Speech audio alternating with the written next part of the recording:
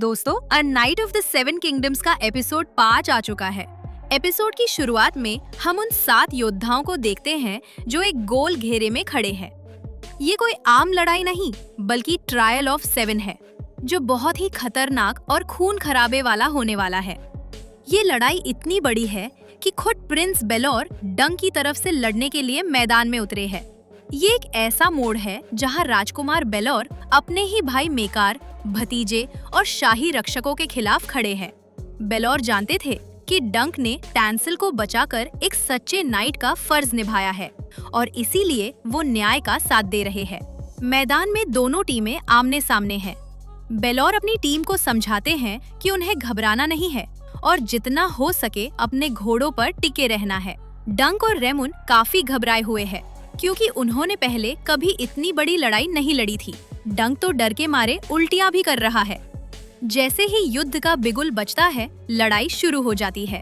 डंक शुरुआत में थोड़ा हिचकिचाता है, लेकिन एग के चिल्लाने पर वो आगे बढ़ता है और सीधा एरियन से टकराता है। एरियन के पास बेहतरीन हथियार और कवच है, जबकि डंक के पास मामूली हथियार है। एरियन का भाला डंक के सीने में बुरी तरह घुस जाता है और डंक घायल होकर बेहोश हो जाता है। यहीं पर कहानी हमें 13 साल पीछे ले जाती है, जब रेड ग्रास फील्ड की भयानक लड़ाई खत्म हुई थी। ये वेस्ट्रोस का वो काला समय था जब राजा डेरॉन को अपने ही सौतेले भाई डीमन ब्लैकफायर से लड़ना पड़ा था। इस भयंकर गृह युद्ध में बेलोर ने राजा की सेना की कमान संभाली थी और बागी डीमन को मिट्टी में मिला दिया था। उस युद्ध के मैदान में जहां दूर दूर तक सिर्फ लाशें बिछी थी, वहां एक लड़का जिसका नाम डंक था, मुर्दों के बीच से गिरे हुए सिक्के और लोहे के टुकड़े बीन रहा था। वहीं पास में हाउस हाइटावर का एक योद्धा अपने ही मरे हुए घोड़े के नीचे कुचला हुआ तड़प रहा था। डंक उस कुचले हुए इंसान को देख ही रहा था कि वहां उसकी दोस्त रफे आ जाती है। रफे डंक से कहती है, अगर हम इस घायल योद्धा के शरीर को बेचेंगे भी तो अच्छा पैसा कमा सकते हैं, लेकिन वो आदमी ज्यादा देर जिंदा नहीं बचता। रफे और डंक दोनों अनाथ हैं और उनकी जिंदगी नरक से भी बदतर है। वे दोनों वहां से निकलकर किंग्स रोड नाम की उस लंबी सड़क पर चलते हुए वापस किंग्स लैंडिंग शहर की तरफ जाते हैं। शहर की गलियां चूहों और बीमार लोगों से पटी पड़ी हैं। वहां उनकी मुलाकात शहर के एक भ्रष्ट और लालची पहरेदार एलिस्टेयर से होती है। किसी तरह पहरेदार से बचते हुए दोनों अपने अड्डे पर पहुंचते हैं। रफे और डंक ने मुर्दों से जो 2 चांदी के सिक्के चुराए थे, वो उन्हें उस नरक से दूर जाने की उम्मीद दे रहे थे। वे समुद्र पार करके किसी आजाद शहर में जाकर नई जिंदगी शुरू करना चाहते थे। डंक अपनी उस माँ का इंतजार करना चाहता था जिसे उसने कभी नहीं देखा था, लेकिन रफे उसे समझाती है कि इस जालिम दुनिया में कोई किसी के लिए नहीं आता। इंसान को अपना परिवार खुद खोजना पड़ता है। अगली सुबह शहर से बाहर जाने के लिए डंक और रफे टिकट खरीदने जाते हैं। टिकट का किराया अचानक दुगना हो जाता है और रफे तथा डंक के सपने टूट जाते हैं।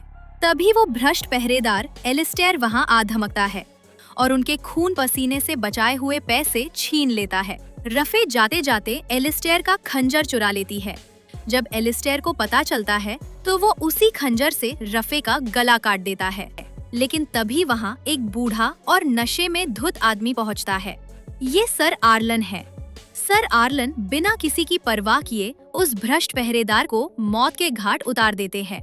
सर आर्लन कोई चमकते हुए कवच वाले राजकुमार नहीं है।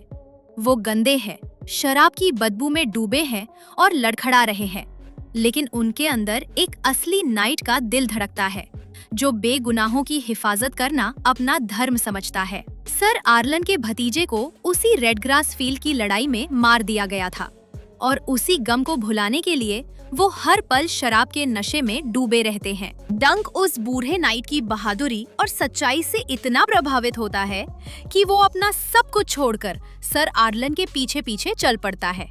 वो उनके साथ जंगलों और धूल भरी रास्तों पर भटकता है और एक दिन जब डंक थककर गिर पड़ता है तो सर आर्लन उसे आवाज देकर कहते हैं कि उठो डंकन, और ये आवाज डंक को वापस उस खूनी मैदान में खींच लाती है। वर्तमान समय में डंक मैदान की धूल में सना हुआ है और एरियन का भारी हथियार उसके सिर पर पड़ चुका है। तभी गुस्से से पागल मेकार अपनी लोहे की गदा लेकर आता है और डंक पर एक और जानलेवा वार करता है। डंक बुरी तरह लहूलुहान हो चुका है। स्टैंड में बैठा छोटा एग खौफ से कांप रहा है क्योंकि एरियन ने डंक के ऊपर चढ़कर उसके शरीर और कवच के अंदर कई बार अपना नुकीला खंजर घोंप दिया है। डंक के हाथ और पैर से खून के फव्वारे फूट रहे हैं। ऐसा लग रहा है मानो डंक अब बस कुछ ही पलों का मेहमान है। डंक को एक पल की मोहलत मिलती है। वो अपनी बची खुची सारी ताकत बटोरता है और एरियन की खुली हुई जांघ पर एक बेहद खौफनाक और जानलेवा वार करता है। ये वार इतना खतरनाक था कि एरियन की मौत भी हो सकती थी।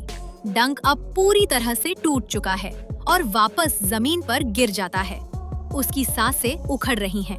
एरियन उठ खड़ा होता है और डंक से हार मानने के लिए कहता है, अगर डंक बेहोश हो गया तो ये लड़ाई एरियन जीत जाएगा।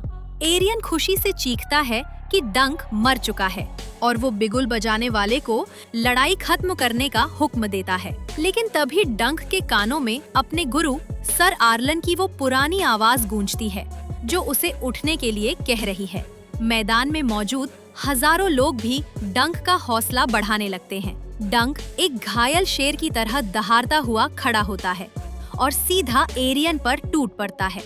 वो एरियन को जमीन पर पटक देता है और उसी की भारी भरकम ढाल से उसके चेहरे पर ताबड़तोड़ वार करने लगता है। एरियन का घमंड टूट जाता है। उसका हेलमेट खुल जाता है और उसका खून से सना हुआ डरा हुआ चेहरा सबके सामने आ जाता है। मौत को अपने इतने करीब देखकर एरियन कांपने लगता है और गिड़गिड़ाते हुए अपनी हार मान लेता है। एरियन के हार मानते ही बिगुल बचता है और ये खूनी ट्रायल ऑफ 7 खत्म हो जाता है। लड़ाई खत्म होने के बाद डंक की हालत बहुत नाजुक है। स्टीली पेट और रेमोन मिलकर डंक के कवच को काट कर निकाल रहे हैं। तभी तंबू के अंदर महान प्रिंस बेलोर दाखिल होते हैं। डंक का पूरा शरीर दर्द से चीख रहा होता है, लेकिन फिर भी वो एक सच्चे नाइट की तरह अपने घुटनों पर बैठ जाता है। बेलोर वादा करते हैं कि वो डंक के इलाज के लिए सबसे अच्छे वैद्य को भेजेंगे। ये पल बहुत भावुक है, लेकिन अचानक बेलोर डंक से कहते हैं कि वो उनका हेलमेट उतारने में उनकी मदद करे। जैसे ही बेलोर का हेलमेट उतारता है, वहाँ मौजूद हर इंसान की सांसें गले में अटक जाती हैं। प्रिंस बेलोर के सिर का पिछला हिस्सा पूरी तरह से अंदर की तरफ धंस चुका है और वेस्ट्रोस का वो महान राजकुमार, आयरन थ्रोन का सबसे सच्चा वारिस, बिना कुछ कहे वही जमीन पर गिरकर दम तोड़ देता है। ये खूनी दास्तान यही खत्म नहीं होती, बल्कि ये तो एक नए और खौफनाक सफर की शुरुआत है।